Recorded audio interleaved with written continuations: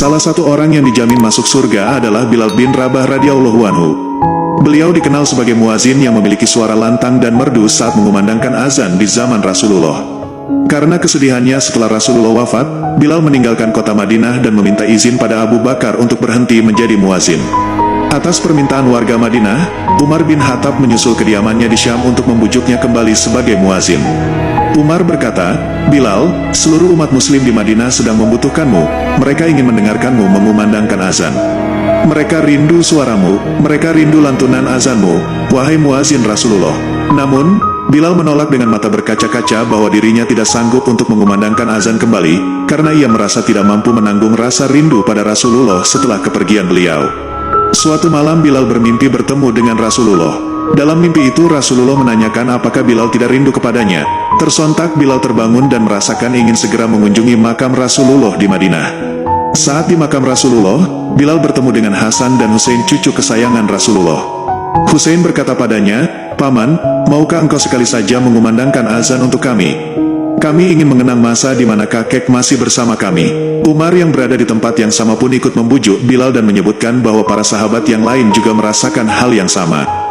Bilal pun tersadar dan merasa inilah waktu yang tepat untuk menumpahkan rasa kerinduannya pada Rasulullah.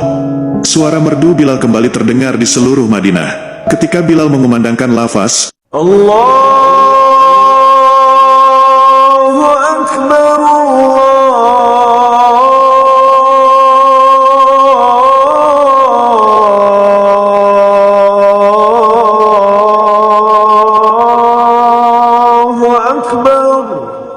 seluruh Madinah mendadak hening dan sunyi di mana seluruh aktivitas saat itu terhenti.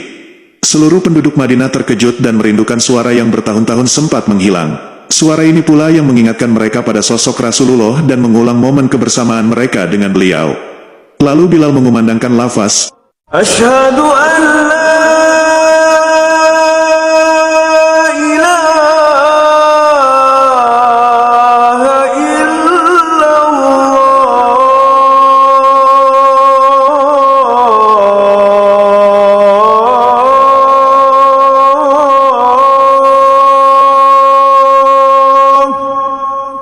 Seluruh warga Madinah berlarian ke arah sumber suara dan berteriak histeris. Saat mengumandangkan lafaz Asyhadu anna Muhammadar